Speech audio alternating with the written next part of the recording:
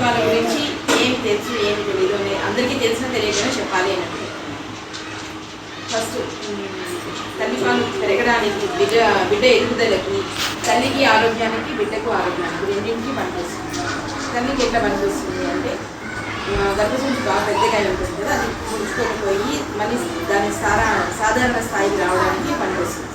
పిల్లలకి ఏమంటే వాళ్ళ ఎదుగుదల అన్ని రకాలుగా ఫిజికల్గా కానీ మెంటల్గా కానీ అంటే ఎదుగుదల కోసం బిడ్డలకి తల్లిపాలు పనికొస్తాయి. వాళ్ళ మెదడు కూడా బాగా వికాసం చెంది మంచిగా జరుగుతుంది.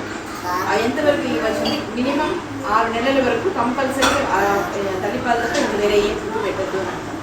దాని తర్వాత తల్లిపాలతో పాటుగా మిగిలిన మనం తినే ఆహారం మెత్తగా వాళ్ళకు తీసుకోవడానికి, మెత్తగా చేసి పెట్టడానికి వాటికి అట్లాగే ఉంటుంది.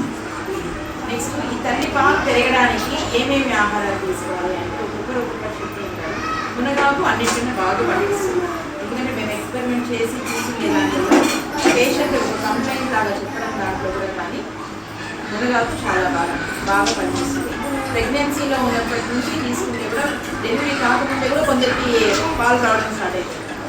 అంత బాగా పనిచేస్తుంది. కాబట్టి మునగాకు రెగ్యులర్ ఫుడ్ లాగా మీరు అందరికీ స్మార్ట్ ఫోన్స్ ఉన్నాయి, మోరిగా పౌడర్తో రకరకాల డిషెస్ చేయడం కానీ, కరివేపాకు కన్నా కూడా మునగాకే పౌడర్ చేసుకునేసి అన్ని డిషెస్లో కలుపుకోవడం, ఇది నీళ్ళలోకి అట్లాంటి వాటిలో కానీ పెద్దవాళ్ళు అయితే ముందు నుంచి చేస్తూ ఉన్నారు. అప్పుడు తినేవాళ్ళు కానీ ఇప్పుడైనా అవి చూసుకోవడం మొదలు పెట్టారు.